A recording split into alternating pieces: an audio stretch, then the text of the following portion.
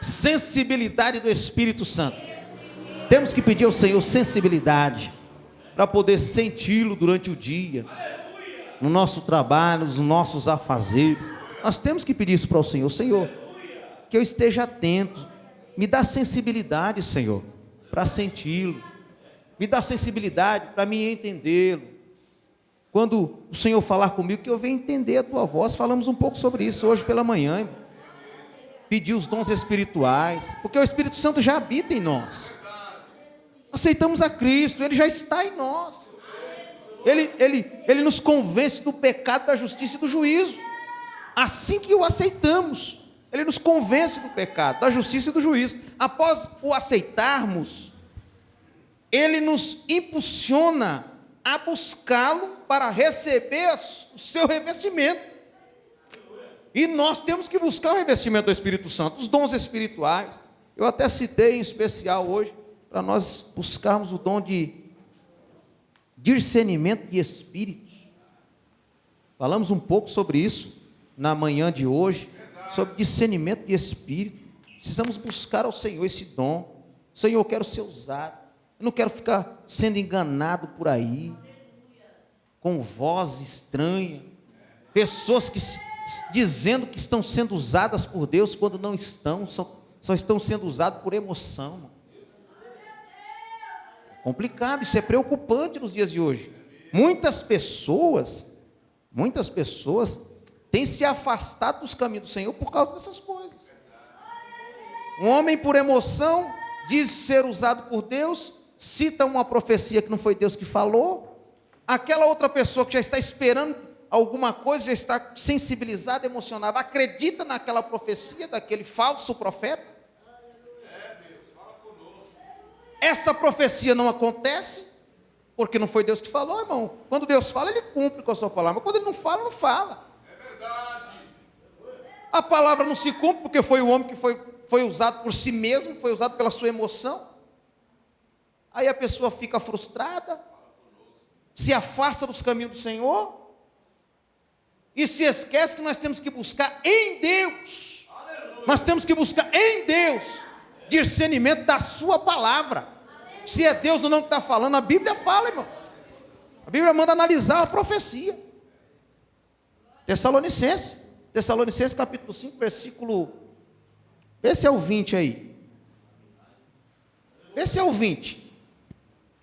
Hoje Deus colocou no meu coração uma palavra aqui, irmão, sobre esse assunto de Mateus 25, 31, mas Deus sabe de tudo. Vamos conversar um pouquinho, vamos terminar no horário. Deus sabe de tudo.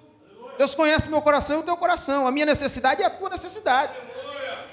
Deus, Ele nos ama incondicionalmente. Ele nos quer na presença dEle. Aleluia. 5,17 de 1 Tessalonicenses. O que diz lá? Ou melhor, 5,20. Acho que é o 5,20, se não me engano. Não desprezeis as profecias. Continue, 21. Examinai tudo e retende o bem. Está lá. Examinai tudo. É verdade. Não despreze as profecias, porque Deus, Ele é fiel para usar os seus profetas. A maior profecia, queridos, está aqui, ó. Essa é a maior profecia. É a maior profecia que existe. O Senhor deixou na terra para os seus filhos, para a sua igreja. A palavra é a maior profecia. Mas também Ele usa os seus profetas. Mas nós temos que estar atentos à voz genuína dEle. É assim que funciona. Nós temos que estar atentos, irmão. Amém, igreja? Amém. Louvado seja o nome do Senhor. Deus é fiel. Então o crente, ele tem que ter esse cuidado. Nós lemos aqui a palavra do Senhor sobre o cuidado que nós temos que ter com o próximo. O que nós estamos fazendo aqui, que foi falado aqui pelo pastor João, sobre o cuidado que o pastor tem. Ontem foi lido um versículo que me impactou. O pastor Nascimento leu um versículo aqui muito importante. Irmão. Entre os que ele citou aqui, logo no final do culto, teve um que foi Eclesiastes, no 20, alguma coisa 20, pastor. Eclesiastes capítulo... Foi alguma coisa sobre o 20, 21, uma coisa assim. 19 e 20?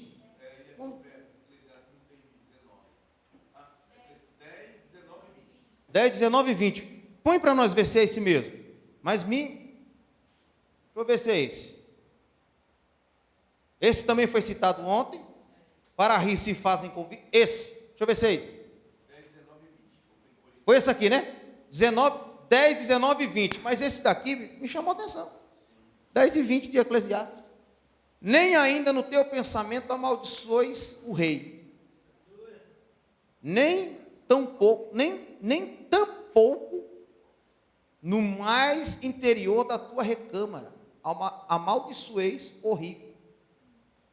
Porque as aves dos céus levariam a voz, e o que tem asas daria notícia da palavra. Está no assunto que eu estou falando hoje de Mateus, está sobre, no versículo 40, que eu quero citar um pouco sobre o versículo 40, do capítulo, nós lemos do capítulo 25. Deus colocou no meu coração esse versículo 40. Esse assunto tem a ver, viu? Tem a ver. Tem a ver. A gente às vezes fica, foi falado sobre o dia do pastor. Hoje é o dia do pastor. Na verdade, o dia do pastor é um dia específico, né, irmão? Mas todo dia é dia do pastor, irmão. Todo dia é dia do crente, todo dia. Mas tem um dia que se comemora, né? Se comemora. Glória a Deus por isso. Mas a gente tem que ter cuidado. O rei aí, hoje, nos dias de hoje, é os pastores. Os pastores servos de Deus idôneos. Idôneos. Esse é o rei. Que às vezes fica maquinando mal, pensando, falando mal. Está escrito que os pássaros levam essa... Que pássaros são esses? Bom, a Bíblia diz que o Espírito Santo desceu em forma de pomba, né? Pomba é um pássaro. Ele leva. O pássaro leva a notícia.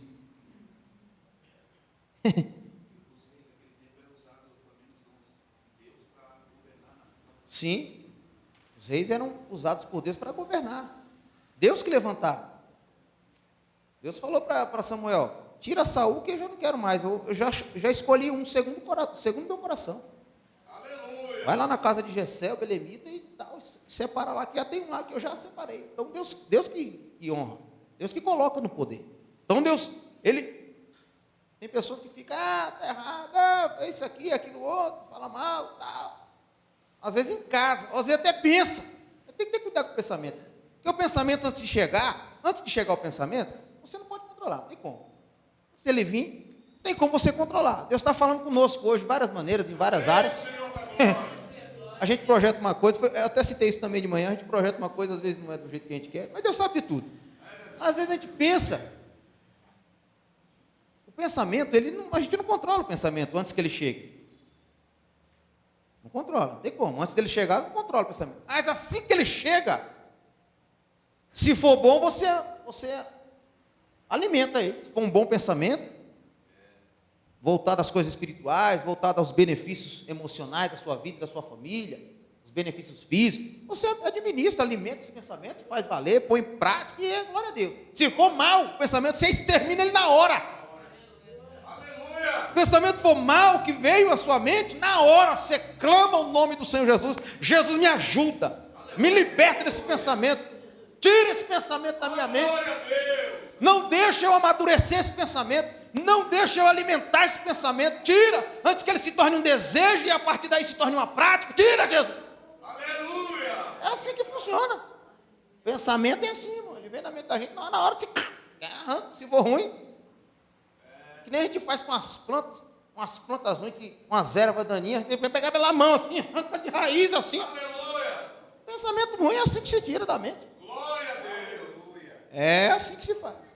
Amém, igreja? Então o crente, ele tem que amar o próximo, né? O versículo 40 do capítulo 25 de Mateus, onde nós lemos, o texto todo, depois vamos ler com calma, é só uma reflexão hoje, irmão, é só uma palavra de reflexão. Mas Deus colocou no meu coração esse versículo. Versículo 40, diz assim: respondendo o rei, lhes dirá: em verdade vos digo, que quando fizesse a um destes meus pequeninos irmãos, a mim o fizeste. Está falando de benefícios o contexto de Mateus 25, todo o contexto, vem a parábola das 10 virgens, Mateus 25, vem a parábola das 10 virgens, vem a parábola do servo infiel, do servo que tinha uns talentos lá, enterrou, tal. E logo em seguida vem essa aqui. Mateus 25.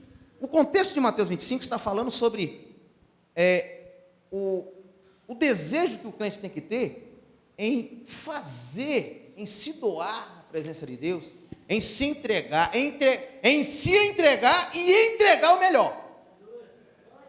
O capítulo todo de 25 está falando sobre isso, sobre a vinda de Cristo. Mas antes da vinda de Cristo, ele vai analisar as atitudes das pessoas, da sua igreja, dos cristãos. Jesus, ele está nos analisando. Todos os dias, Jesus, ele me analisa. Sabia disso? Você sabia que Cristo todo dia está nos analisando? O meu servo não está fazendo certo. Eu não ensinei assim para ele. Você sabia disso?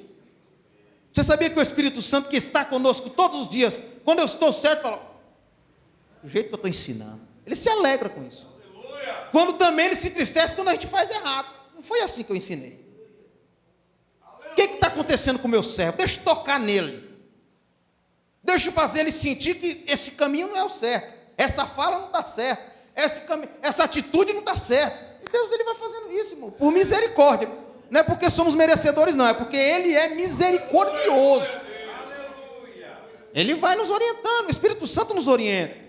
Não é isso que ele nos faz? Eu acabei de dizer que ele veio para nos mostrar o pecado, a justiça e o juízo. Tem a ver, ele colocar no caminho, colocar você na linha. O Espírito Santo, ele nos endireita. Ele vai nos corrigindo, é aqui, meu filho, é aqui. É por isso que o pastor tem a vara, o sumo pastor é Jesus Cristo. A vara e o cajado, a tua vara e teu cajado me consola. Vara. O cajado é quando uma ovelha cai no buraco, se afasta um pouco do rebanho, o cajado ele pega ali, puxa, volta a ovelha para o rebanho. Caiu no buraco, ele com o cajado ele tira. Às vezes pelo pescoço mesmo, o cajado só consegue pegar pelo pescoço, mas tira.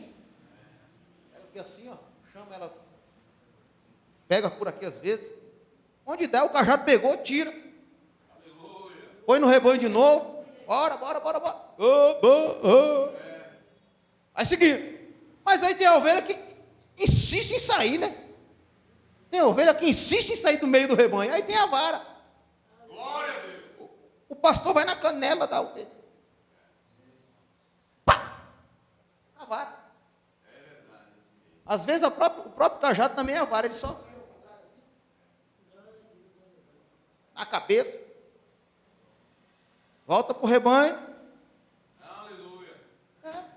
Aí machuca a ovelha. Mas ele não deixa para trás. Ele pega a ovelha e coloca.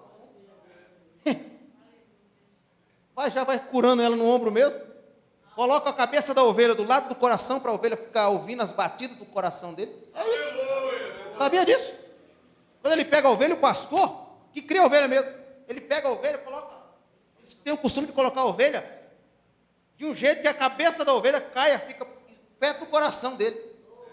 Sabia disso? Para ela ouvir. Para ela ouvir as batidas do coração do pastor dela. Por isso que a ovelha conhece a voz. Eles pegam um certo elo, sabe? A ovelha e o pastor pegam um certo elo. E o elo deles é tão forte, é tão grande que se chegar um outro pastor lá e chamar aquela ovelha que não é do rebanho dele, a ovelha não vem. A ovelha conhece, é por isso que Jesus falou que a ovelha conhece a voz do seu pastor. E por elas é conhecida. Amém, igreja? Então, aí, enquanto ela está ali, ouvindo a batida do coração, ele está curando as feridas, que ele mesmo fez com a vara. É por isso que a vara e o cajado nos consolam. Amém, igreja? Então, nesse versículo, é claro que ele é muito mais profundo e tem muito mais coisa aí, mas Deus está falando com você, não está, irmão? Você está entendendo, não está? Eu também estou entendendo, a minha parte eu estou pegando. A minha porção eu estou pegando. Pegue a sua. Pega a sua porção. E aí, quando ele fala aqui no final, ó, todo esse conselho, ele chega vai chegar uma hora em que ele vai chamar os seus. Vai chamar os seus. Vai chamar, ele vai falar assim, ó, vinde benditos de meu pai, possui aí a herança que eu preparei para vocês. Vai chegar esse dia, está perto, hein? Esse dia está perto. Preparei para vocês antes da fundação. Quando eu estava criando tudo, essa parte aqui também já estava sendo criada para vocês. Aleluia! Está preparada para vós desde a fundação. Desde antes, tudo aí estava. Porque eu tive fome e me deste de comer. Tive sede e me deste de beber. Estive nu e me vestiste. Estava preso e foste ver-me. Aí, estava doente e foste visitar-me. Depois, irmãos, vai com mais calma. Eu estou sintetizando aqui.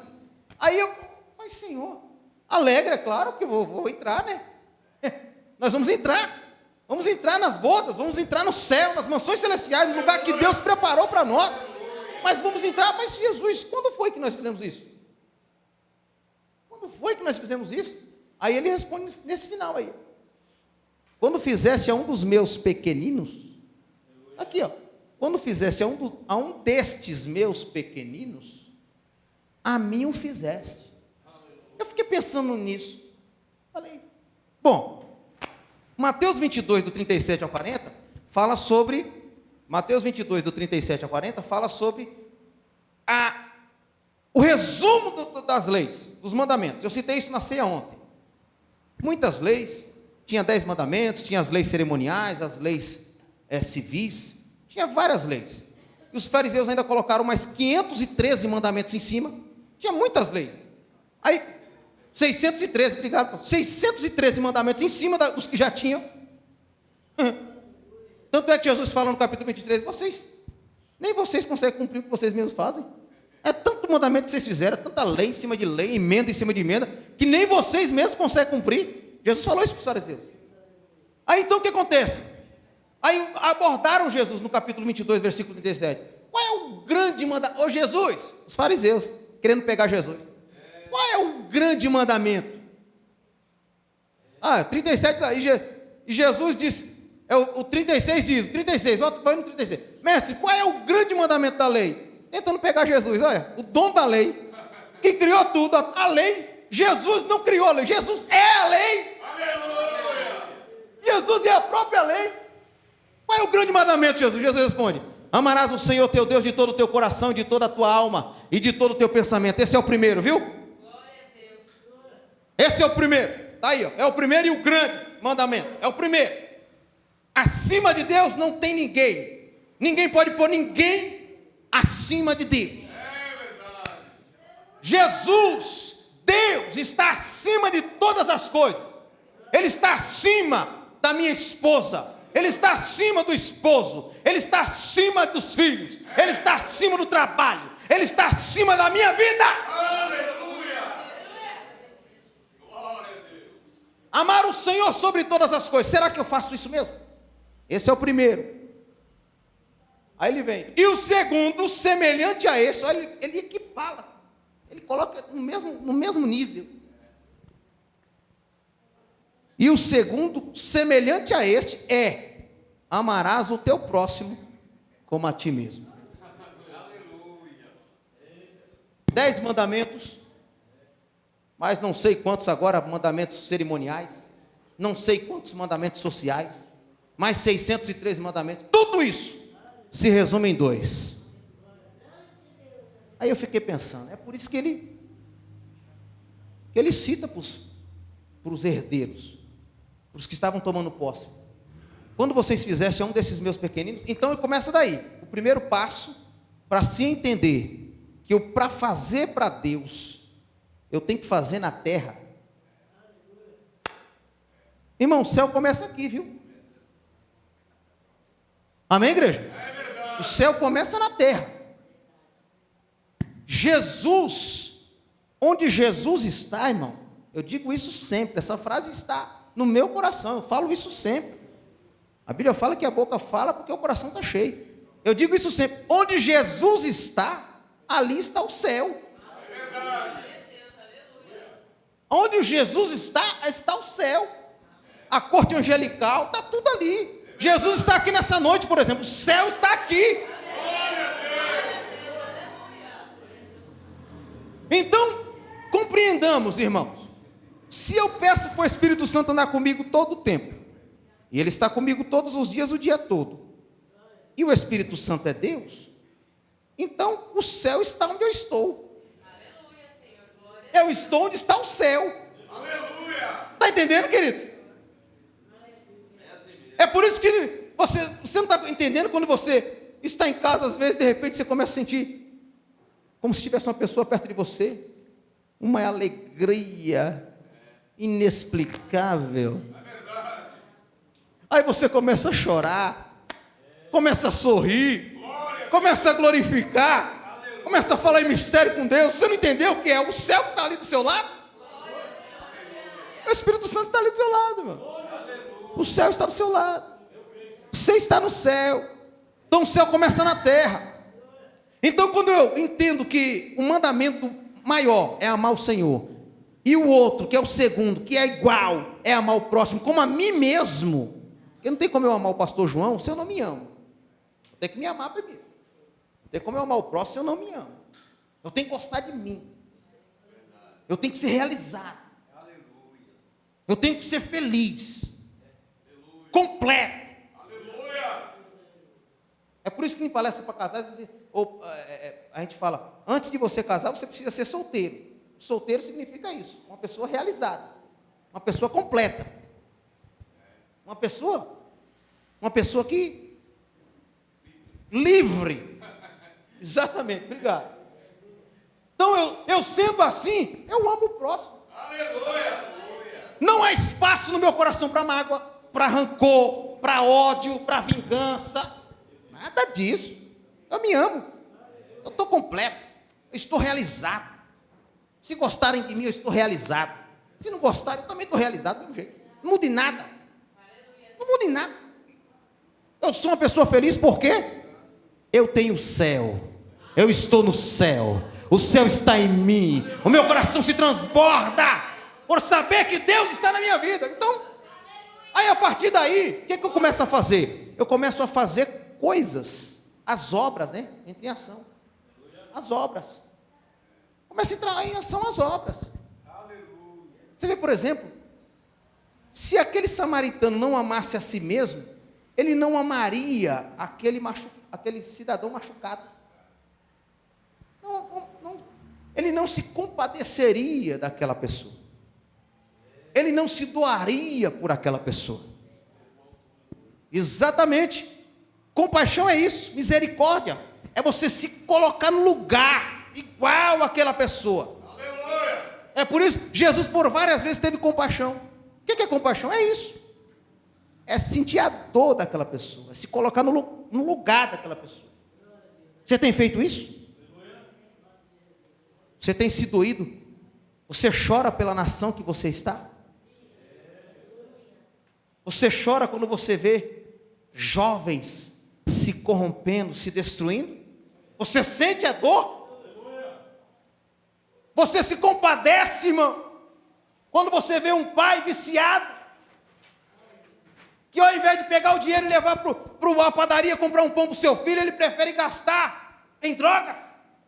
Você se dói por ele, você clama a Deus pela vida desse pai. Você apenas fala, que miserável, merece morrer. Como é que nós agimos? Nos doemos por essas pessoas? Sentimos as dores dessas pessoas? Desses jovens, desses pais, dessas mães? Será que fazemos isso? Na igreja, será que nós nos doamos em favor do outro? No grupo que eu faço parte? Na igreja que eu congrego? Será que eu me dou verdadeiramente? Será que eu faço isso? Jesus, ele foi claro. Em Lucas capítulo 9, versículo 23, ele fala, se você quiser seguir a mim, você tem que negar a si mesmo. Quem ama, nega a si mesmo. 9, 23 de Lucas está. Se você quiser vir após mim, negue-se a si mesmo. Está lá. Negue-se a si mesmo. Negue-se a si mesmo. Tome cada dia a sua cruz e siga-me. Será que eu faço isso? Me nego? Me dou? Renuncio os meus direitos? Os meus prazeres? Será que eu renuncio tudo isso por amor a Cristo? Se o primeiro mandamento é amar o Senhor e o segundo é o próximo, será que eu estou pondo em prática isso? Eu fiquei pensando no versículo, é só reflexão, é pensamento, são perguntas. Será que eu poderia falar como o apóstolo Paulo falou em 2 Coríntios capítulo 12, 15? 2 Coríntios 12, 15? Eu me gastarei e me deixarei gastar por vós. Eu de muita boa vontade gastarei e me deixarei gastar pelas vossas almas. Será que eu tenho condições de falar isso, irmão? E não é só de palavras não, viu? Porque nós não somos o que pensamos. Nós não somos o que sentimos. Nós não somos o que falamos. Nós somos o que fazemos.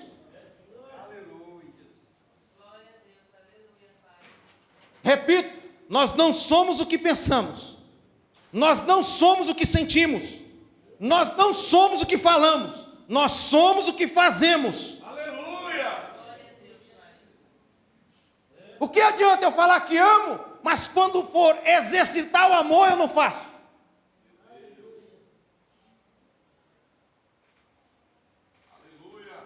Eu amo verdadeiramente a Deus? Eu me gastaria e me deixaria gastar por vós? Será que eu faria isso? O que tem de pastor, irmão? Ficando com os cabelos brancos rápido. Antes do tempo. Isso é de se deixar gastar, viu? Isso é se deixar gastar pela obra. Pastores aí, antes de ser pastor, a pressão era, 12 por 8.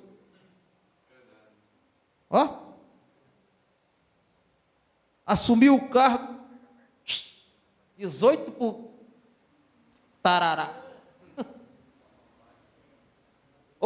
Vai embora. Pressão começa.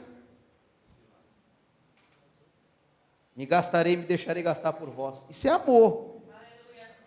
Irmão, tem crente que ele consegue adorar a Deus até debaixo de um pé de árvore. Eu sou um deles. Eu sou um crente como esse. Diante de Deus, estou em cima de um púlpito. Eu adoro a Deus debaixo de um pé de árvore. Se um dia alguém falar assim, acabou a igreja, o cenáculo, acabou. Eu vou para debaixo de um pé de árvore desse aí e vou adorar.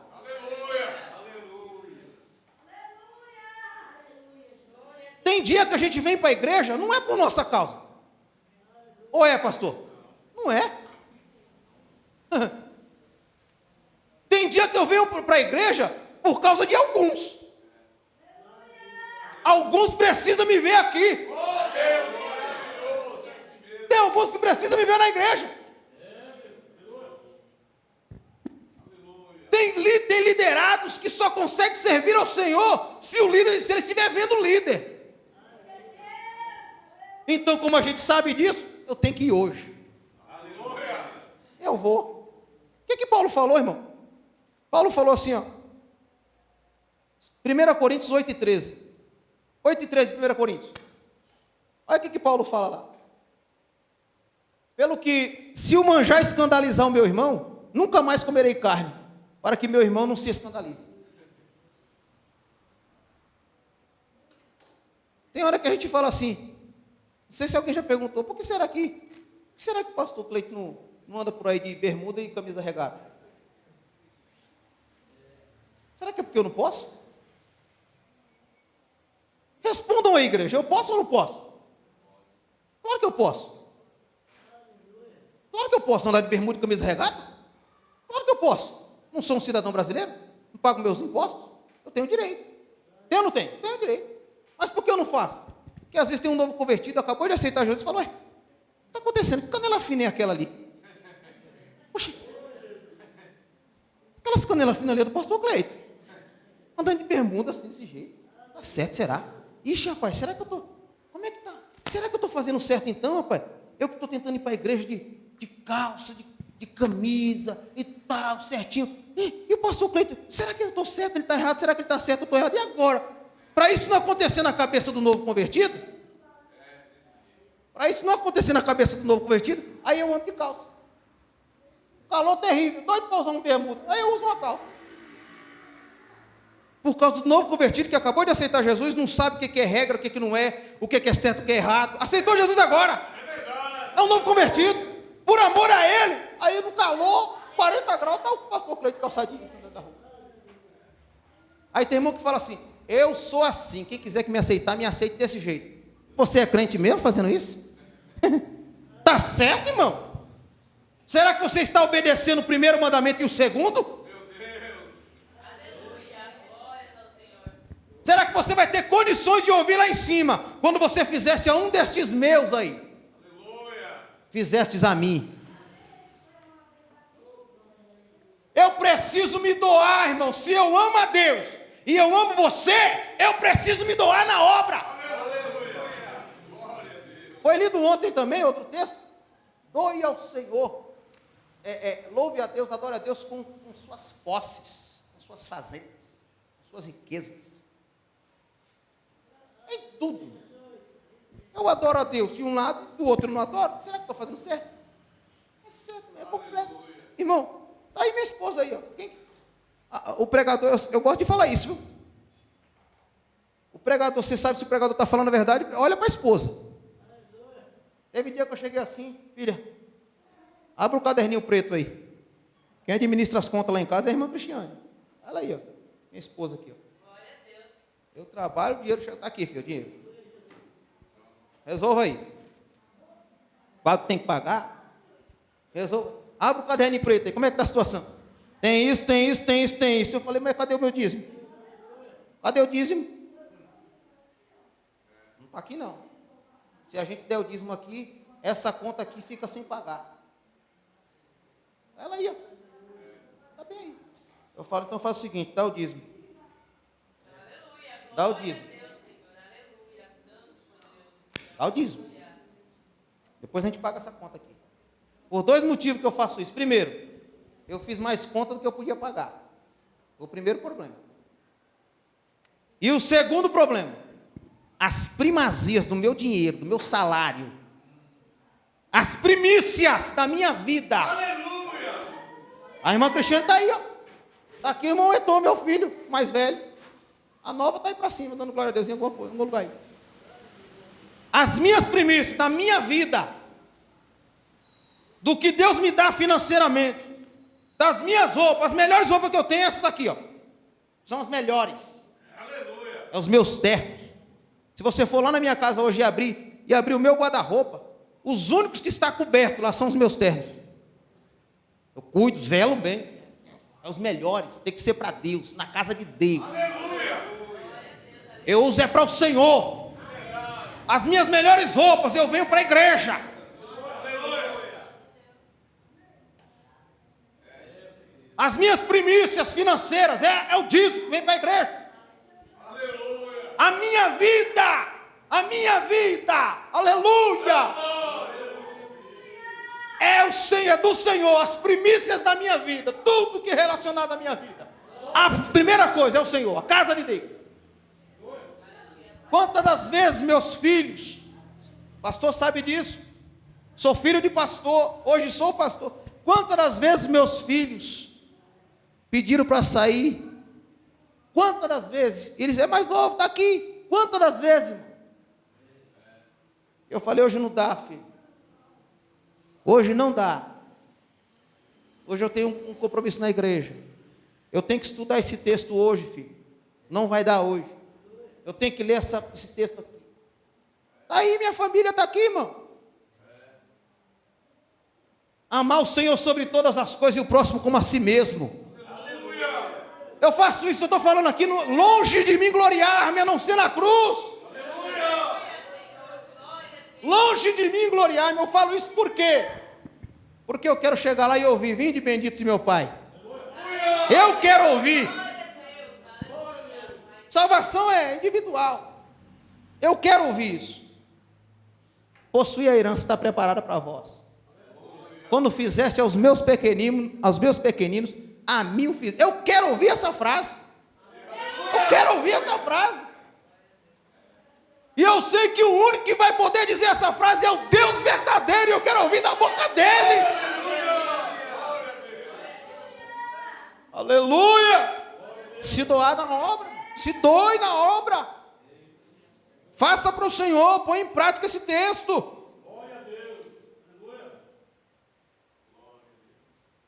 eu digo que amo meu irmão e encerro por aqui. Eita Jesus, falei que era só uma conversa. 1 João 4,20. 1 João 4,20. Termino com esse texto.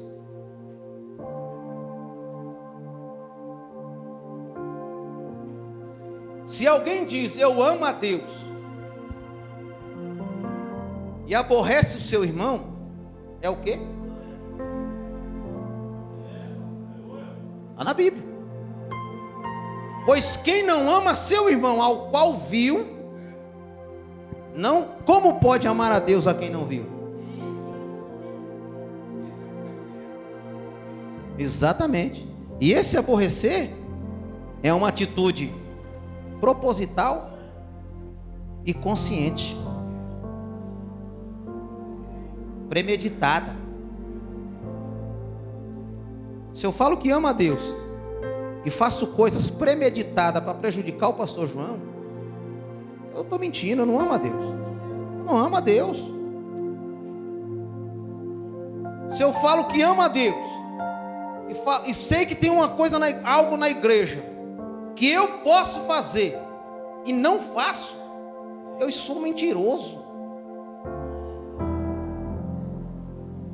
Se eu tenho qualificação para fazer algo na casa do Pai e não faço porque não quero fazer, dizendo que ama a Deus, eu sou um mentiroso. Eu estou mentindo, irmão.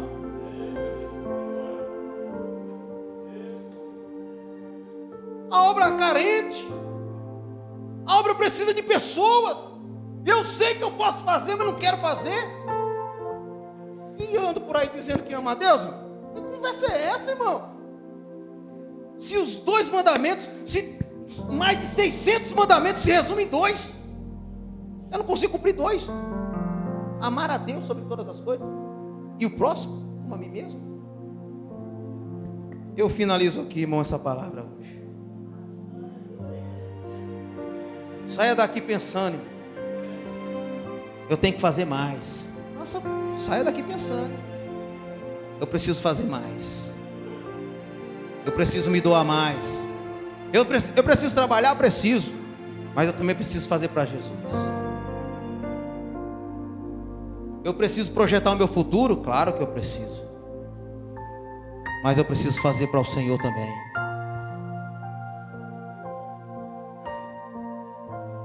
Seis e 33 de Mateus, é isso? É 6,33 de Mateus? Buscai primeiro o reino de Deus e a sua justiça, e as demais coisas vos serão acrescentadas. Buscai primeiro o reino de Deus e a sua justiça, e as demais coisas vos serão acrescentadas. Buscai primeiro o reino de Deus e a sua justiça, e as demais coisas vos serão acrescentadas. Curvem as vossas cabeças.